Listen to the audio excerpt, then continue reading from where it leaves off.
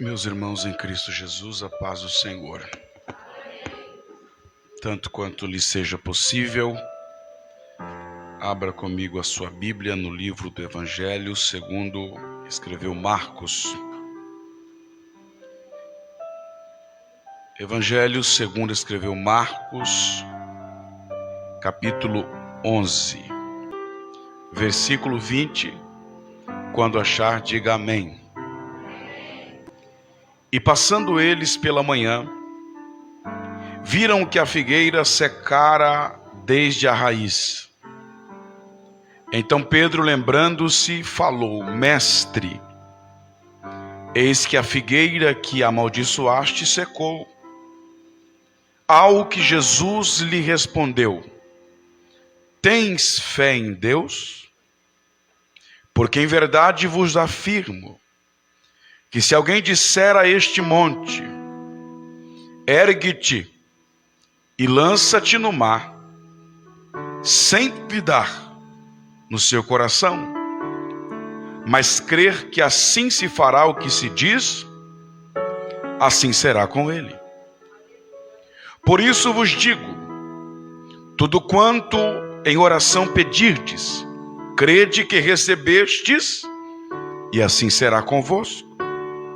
E quando estiverdes orando, se tendes alguma coisa contra alguém, perdoai. Diga forte: perdoai. Para que o vosso Pai Celestial vos perdoe as vossas ofensas. Mas se não perdoardes, também vosso Pai Celestial não vos perdoará. Lucas capítulo 17, conexão bíblica, Lucas capítulo 17, versículo de número 3. Acautelai-vos, se teu irmão pecar contra ti, repreende-o. Se ele se arrepender, perdoa-lhe. Se por 7 vezes no dia pecar contra ti, e 7 vezes vier ter contigo, dizendo: estou arrependido, perdoa-lhe. Então disseram os apóstolos: Senhor, aumenta-nos a fé. Respondeu-lhes o Senhor: se tiverdes fé, como um grão de mostarda, direis a esta amoreira: arranca-te e transplanta-te no mar, e ela vos obedecerá. E você diz amém? Podeis sentar. Acabamos de ler 2 textos da Bíblia Sagrada, acredito eu, muito conhecido de todos os irmãos. E fala-nos acerca de fé. Fala-nos acerca de perdão. 2 assuntos que estão entrelaçados nos 2 textos que nós lemos. O tema é a fé.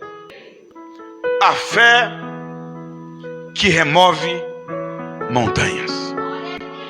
Diga forte: a fé que remove montanhas. 4 vezes a Bíblia fala desta fé. Em Mateus capítulo 17, Jesus desce do monte da transfiguração. Os discípulos não conseguiram expulsar um demônio. Jesus chegou e expulsou com uma palavra. Aí os discípulos: mestre, por que nós não podemos expulsar esse demônio? Aí Jesus diz: por causa da pequenez da vossa fé. Porque vos digo, se tiverdes fé como um grão de mostarda, direis a este monte: transplanta-te daqui para acolá, precipita-te no meio dos mares, e assim se fará. A segunda vez que Jesus fala da fé que move montanhas, em Marcos capítulo 11. Jesus no dia anterior havia amaldiçoado uma figueira e a figueira secou. Lá vem eles passando pelo mesmo caminho. Pedro chama Jesus e diz: olha, Jesus, a figueira que amaldiçoaste está seca, não produz fruto. Aí Jesus disse: tendes fé em Deus? Porque assim vos digo, se tiverdes fé como um grão de mostarda, direis a este monte: passa daqui para o seio dos mares, e assim se fará. A terceira vez que Jesus falou da fé que move montanhas foi em Lucas capítulo 17. Jesus está ensinando acerca do perdão e os discípulos dizem: aumenta-nos a fé. Aí Jesus diz: se tiverdes fé como um grão de mostarda. O que é um grão de mostarda? É a menor de todas as sementes, mas quando ela é plantada, fogo não mata ela, enchente não mata ela, tempestade não mata ela, e ela permanece resistente. E depois que passa o vento, passa o calor, passa o fogo, passa a água, passa a tempestade, ela brota. Quando ela brota, ela cresce e se torna a maior de todas as hortaliças. A fé como um grão de mostarda não é fé pequena, é a fé que começa pequena, mas que termina com dimensões extraordinárias. Aí Jesus diz: se tiverdes fé, lá em Lucas 17, como um grão de mostarda, direis a esta amoreira. Eu já ensinei vocês a falar com monte, agora eu vou ensinar vocês a falar com planta, com amoreira.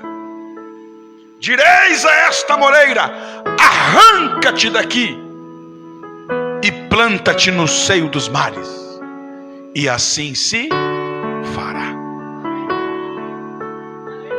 É a fé que tem poder de transportar coisas de um lugar para o outro.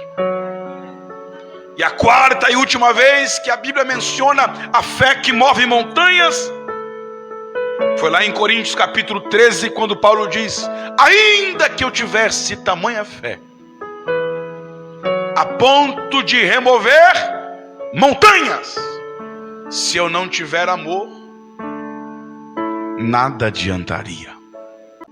Mas a pergunta que não quer calar é essa: o que é? Ou qual é a fé que move montanhas? E é esta pergunta que eu quero responder, se você me der mais alguns minutos da sua atenção.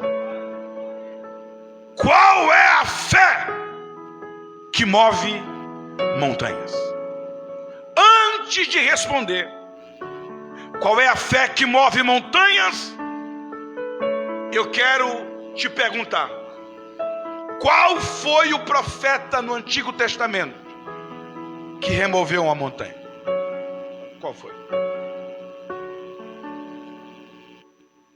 Qual foi o apóstolo no Novo Testamento que removeu um monte de um lugar para o outro? Qual foi? Qual foi o personagem da história da igreja primitiva que realizou o milagre de transportar montanhas? Qual foi? Qual foi o herói da fé no período da Idade Média ou da Reforma Protestante que removeu a montanha de lugar? Qual foi? Vou deixar mais fácil para você. Qual foi o homem de Deus na história do movimento pentecostal, da Rua Azusa para cá, que chegou para uma montanha e disse: sai daqui e vai para lá, e ela se moveu? Qual foi? Silêncio é a resposta. Por quê? Porque esse milagre não existe. Nunca ninguém conseguiu remover uma montanha de lugar. Moisés abriu o mar vermelho, tirou água da rocha e transformou águas amargas em doce, mas Moisés nunca removeu uma montanha. Elias fez chover, cair fogo do céu, abriu o Jordão com a capa, mas nunca removeu uma montanha. Eliseu fez machado flutuar, multiplicou o azeite da viúva, e até depois de morto ressuscitou um defunto que caiu na sua cova. Mas Eliseu nunca transportou uma montanha. Paulo, Pedro, João, os apóstolos falaram em outras línguas, sacudiram os alicerces das prisões, ressuscitaram mortos, mas nenhum deles removeu montanhas. Jesus nasceu de uma virgem, fez cego enxergar, paralítico andar, mudo falar, surdo ouvir. Ao quarto dia, Lázaro ressuscitou. Mas Jesus nunca removeu a montanha.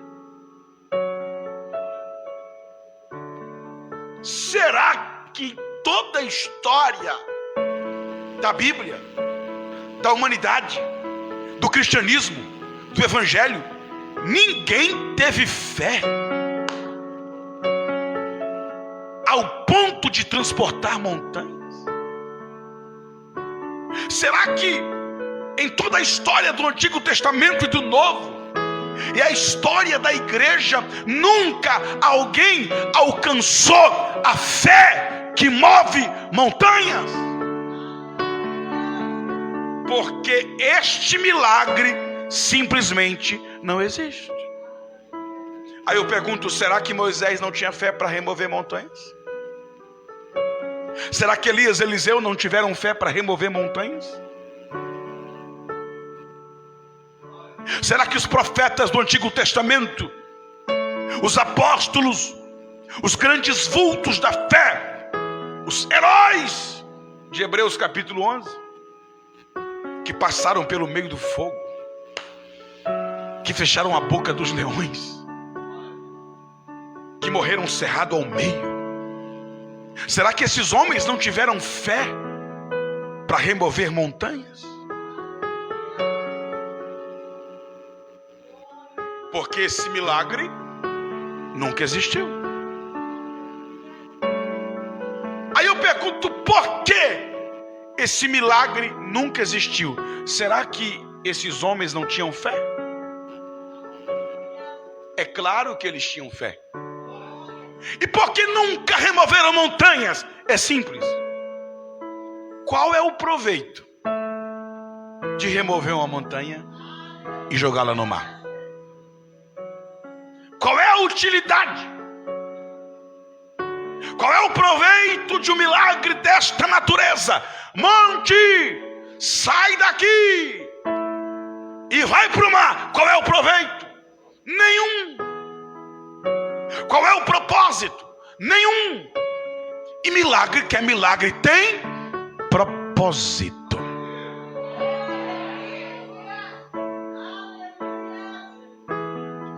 Mas Jesus falou dessa fé, a fé que move montanhas. E se Jesus falou da fé que move montanhas, e mover montanhas de um lugar para o outro não tem utilidade alguma, mandar uma amoreira arrancar-se daqui e precipitar no fundo do mar não tem propósito algum. Por que então Jesus falou disso? É simples. Jesus utiliza uma figura de linguagem, uma expressão idiomática, que significa resolver problemas difíceis. Na cultura judaica, remover montanhas significa resolver problemas muito difíceis. Quando um rabino conseguia interpretar um versículo muito difícil, ele era chamado de removedor de montanhas. Remover montanhas é resolver problemas difíceis, é fazer coisas difíceis. Isso é remover montanhas. Mas Jesus disse: se você tiver fé como um grão de mostarda, a fé que começa pequena, mas que cresce, vira grande, fica sem dimensões, você vai conseguir remover montanhas, você vai conseguir realizar coisas difíceis e obras extraordinárias. Mas ainda há um segundo sentido da fé que move montanhas. Qual é, pastor? Lá vai. Tanto em Marcos 11 como em Lucas 17, o contexto em que Jesus fala da fé que move montanhas é o contexto do perdão. Aí o glória acaba na hora.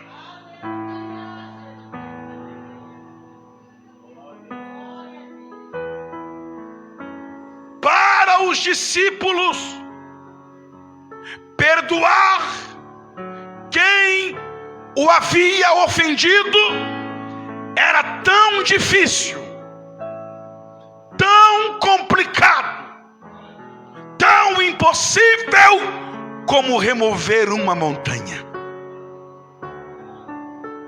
Mas Jesus disse: se vocês tiverem fé, vocês serão capazes de remover montanhas. Vou repetir isso aqui. O contexto da fé que remove montanhas é o contexto do perdão. Jesus chama os discípulos e diz: vocês precisam aprender a perdoar. Quantas vezes? Se teu irmão pecar contra ti 7 vezes no dia, e às 7 vezes ele vinha a ti e dizer: estou arrependido, perdoa-lhe. Aí os discípulos: aumenta-nos a fé. Aí Jesus disse: se vocês tiverem fé como um grão de mostarda, vocês serão capazes de remover montanhas. Se vocês tiverem a fé sem dimensões, a fé dom do Espírito, a fé extraordinária, vocês serão capazes de remover as montanhas de ódio, as montanhas de ressentimento, as montanhas de mágoas, as montanhas de ofensa, e lançá-las no mar do perdão, no mar da conciliação, no mar do amor e no mar da remissão. A fé que move montanhas é a fé que perdoa. O monte representa a culpa. O monte representa a ofensa. O monte representa a mágoa.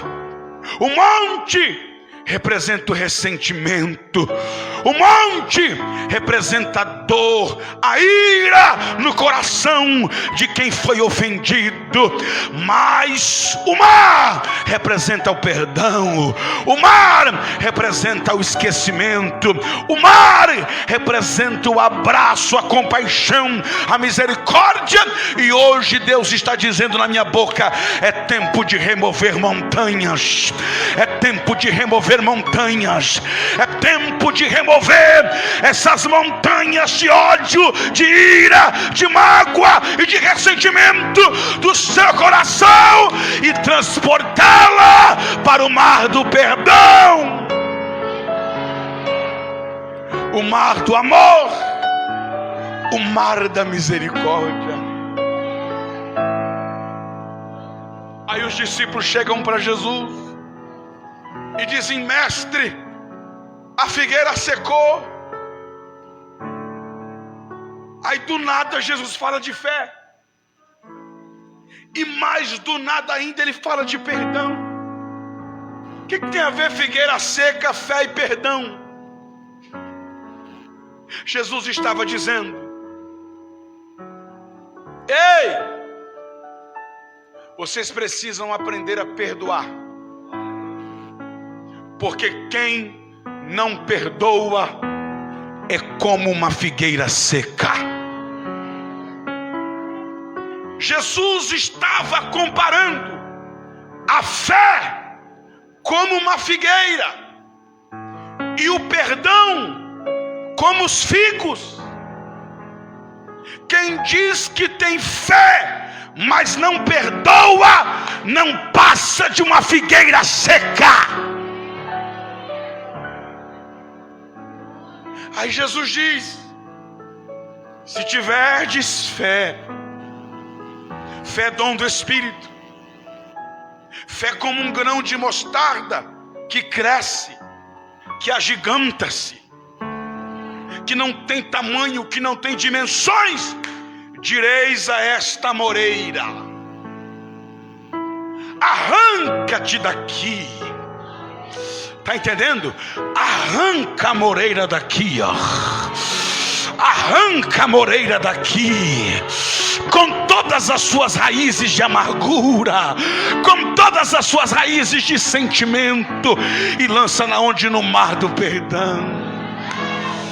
Deus me trouxe aqui para dizer para alguém que eu não sei quem é: é tempo de mover montanhas, de arrancar a moreira.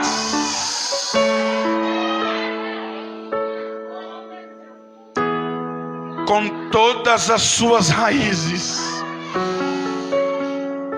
e lançá-las no fundo do mar do perdão. Qual é a moreira que você precisa arrancar do seu coração hoje?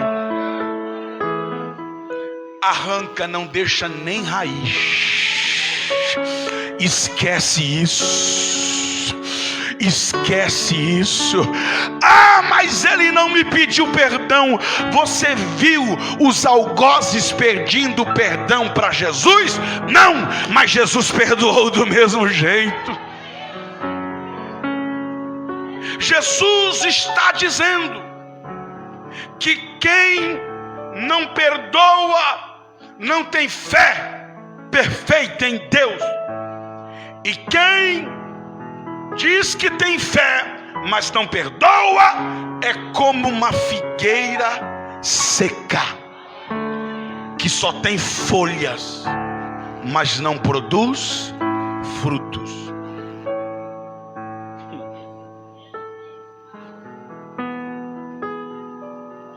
E Jesus conclui dizendo que quem não perdoa, não é perdoado. Vou repetir isso aqui: quem não perdoa, não é perdoado. Quem não perdoa, não é perdoado. Deus está falando com pessoas aqui esta noite. É tempo de mover montanhas. É tempo de remover montanhas. Talvez eu estou pregando para alguém aqui que perdoar para você é tão difícil como remover uma montanha de lugar. Mas hoje você vai sair daqui com fé para remover montanhas, com fé para arrancar amoreiras e lançá-las no mar do esquecimento e do perdão. Então a fé que move montanhas é a fé que perdoa. Perdoar é remover as montanhas de mágoas do seu coração e transportá-la para o mar do perdão. Perdoar é arrancar as amoreiras de mágoas e de ressentimentos com todas as suas raízes de amargura e colocá-las no fundo do mar da misericórdia. Quem quer a fé que remove montanhas aqui esta noite? E aí eu descubro quem foram os removedores de montanhas da Bíblia Sagrada. Primeiro removedor de montanhas, José.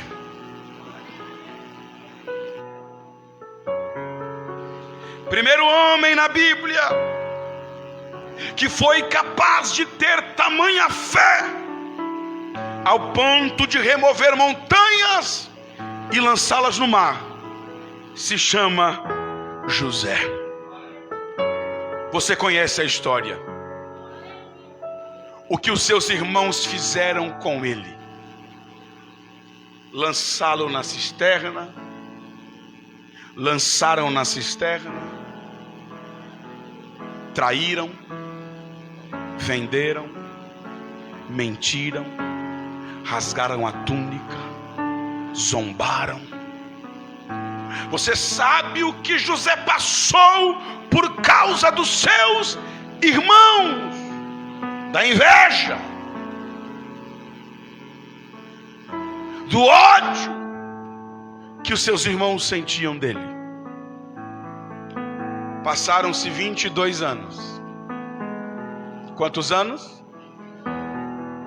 Finalmente José se encontra com seus irmãos. Se fosse você, se fosse alguém que você conhece, o que diria aos seus irmãos? Sabe o que José disse? Gênesis 45, 3. E disse José aos seus irmãos: chegai-vos a mim. Chega aqui perto. Se aproxima de mim, não tenha medo.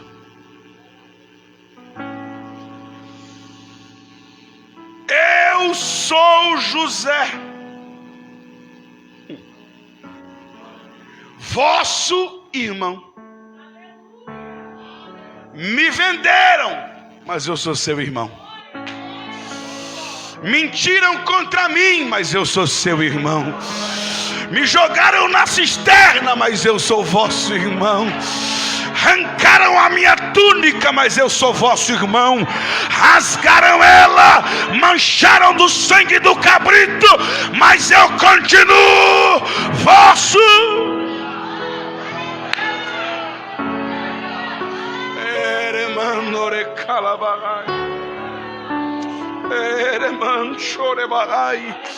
Tramaram contra mim, fizeram trama, reunião, conspiração para acabar comigo, para me matar, meus sonhos, minha chamada, meu ministério, mas eu sou vosso irmão.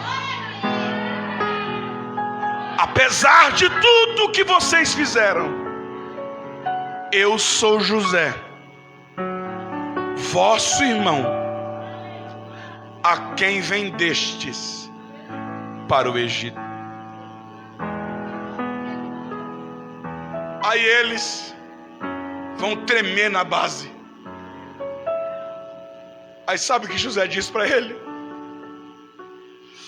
Não vos irriteis contra vós mesmos, por me haverdes vendido para o Egito, porque foi para a conservação da vida que Deus me enviou adiante de vós. Porque já houve 2 anos de fome, e ainda resta 5 anos em que não haverá lavoura nem colheita. Deus me enviou adiante de vós para conservar a vossa vida e sucessão na terra, e para conservar as vossas vidas por um grande livramento. Olha o que ele diz no verso 8: não fostes vós. Olha, José está removendo a montanha, pastor. José está tirando a culpa deles. José está tirando a culpa deles, está arrancando a moreira, está dizendo: não foi vocês que me mandaram para o Egito, mas foi Deus, foi Deus, foi Deus, foi Deus, foi Deus que me pôs por pai de Faraó, senhor de toda a sua casa e governador do Egito. Vai lá buscar o papai. Diga que o seu filho José está vivo. Diga que ele é governador da terra do Egito. Não demores, traga logo o meu papai. E vai acontecer o que com a gente, José? Vocês vão habitar na terra de Gósen. Vocês vão estar perto de mim, tu e teus filhos, e os filhos dos teus filhos, e os teus rebanhos, e o teu gado, e tudo quanto tens, ali te sustentarei.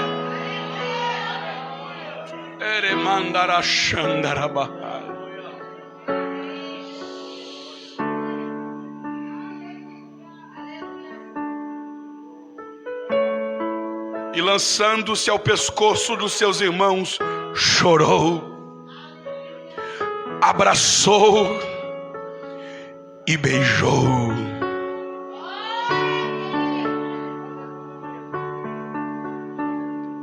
José foi capaz de remover as montanhas da culpa de seus irmãos, da mágoa, do ressentimento, e lançá-las no fundo do mar do perdão. Segundo homem, para concluir, segundo removedor de montanhas, Jó. Você também conhece a história. A Bíblia diz que os filhos de Jó comiam e bebiam. E enquanto eles comiam e bebiam, caiu o fogo do céu, destruiu as ovelhas e os pastores. Vieram os sabeus e deram sobre os camelos.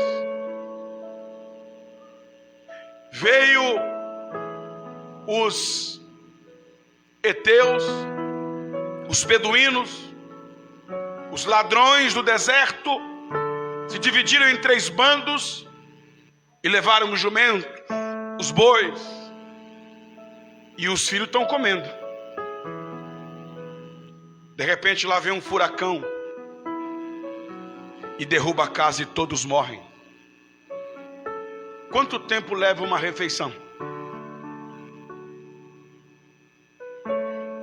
Meia hora? Se comer devagar. Eu só sei que no período de uma refeição, não sei se foi meia hora, não sei se foi 40, não sei se foi 1 hora, eu só sei que no período de uma refeição, Jó perdeu tudo que tinha. Em meia hora, 45 minutos, no máximo 1 hora, tudo que Jó conquistou em 70 anos, ele perdeu. Aí vem os amigos.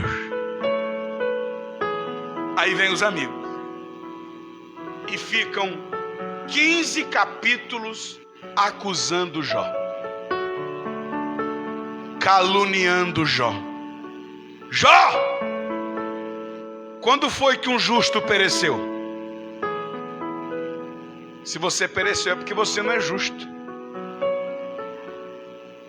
Jó, quando foi que um homem bom sofreu tanto assim? Você não deve ser bom. Sabe por que você perdeu tudo que você tinha, Jó? Porque era fruto de roubo. Você era ladrão, Jó. Ladrão. Aqueles bois, aquelas ovelhas, era maracutaia tua. Sabe por que você perdeu seus filhos, sua família, Jó? Porque tu é adúltero. 15 capítulos afrontando a moral de Jó, sujando o nome de Jó, caluniando Jó.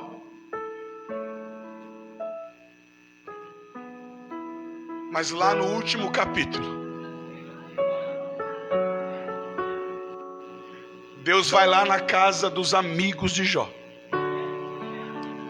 e diz: olha, eu não gostei do que vocês falaram.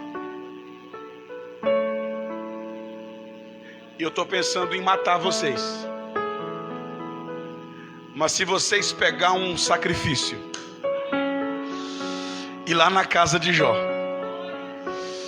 oferecer o sacrifício e pedir para o meu servo Jó orar por vocês, talvez eu ouça a oração do meu servo Jó e não mate vocês. Aí lá vai os amigos. Jó, vieram aqui para me acusar? Caluniar? Não. Viemos aqui para pedir perdão, para você orar pela gente. E o que Jó fez? O que Jó fez? Orou. E enquanto ele orava, perdoava, removia as montanhas de ressentimento, de mágoas, de culpa, de calúnia, de ofensas, e lançava no fundo do mar. Deus fez o que com Jó? Deus fez o que com Jó?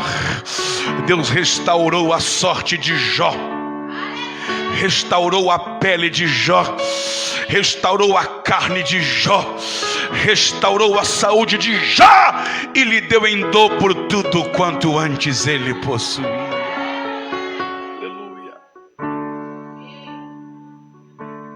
Nós jamais estaremos aptos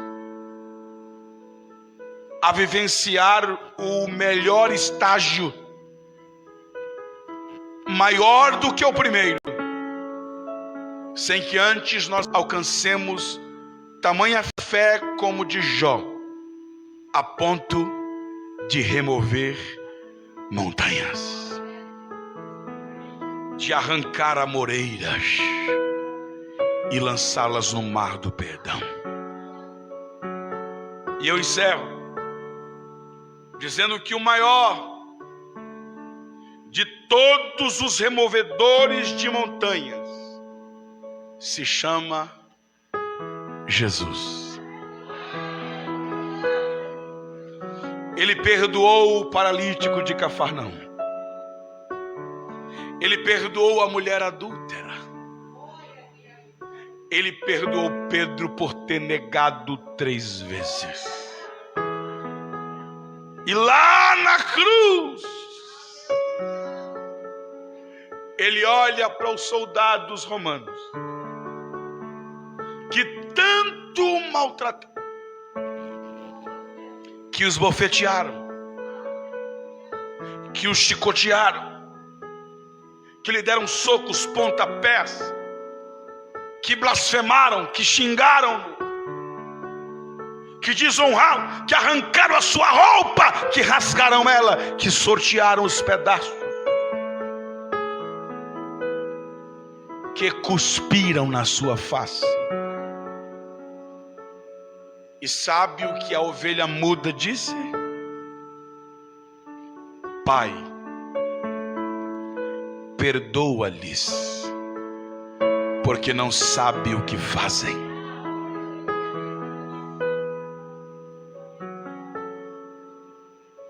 E sabe quem Jesus perdoou? Eu, você, nós. As montanhas dos nossos pecados, das nossas culpas, foram removidas na cruz do Calvário e lançadas para sempre no mar do esquecimento. Só que tem um detalhe: Deus só perdoa quem perdoa. Perdoai as nossas ofensas, assim como perdoamos quem nos tem ofendido. Sabe o que Jesus está dizendo? Deus vai tratar você na mesma medida que você trata quem te ofende.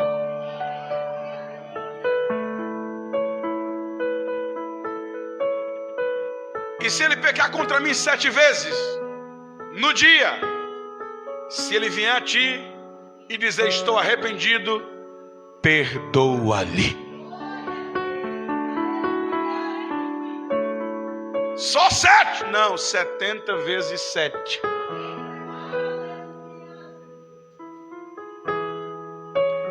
E se ele não vier pedir perdão, o que eu faço? A Bíblia diz que o ofendido vai atrás do que o ofendeu e pede perdão. Aí esta é a hora que a gente faz igual os discípulos. Ó Senhor, aumenta minha fé. Se coloque em pé aplaudindo o Rei dos Reis e Senhor dos Senhores.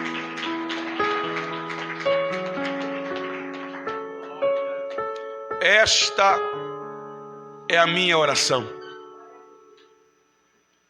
E esta também deve ser a sua oração. Senhor, aumenta-nos a fé. Perdoar é perder no ar. Perdoar é libertar um prisioneiro e descobrir que o prisioneiro era você. Quem te ofendeu nem lembra mais. Quem te ofendeu vai dormir tranquilo essa noite. E eu pergunto, você vai perder a sua?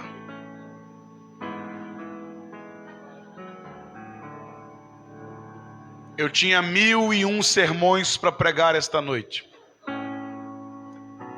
Mas Deus me disse hoje à tarde, diga para a plenitude que é tempo de remover montanhas. É tempo de arrancar amoreiras e lançá-las no fundo do mar.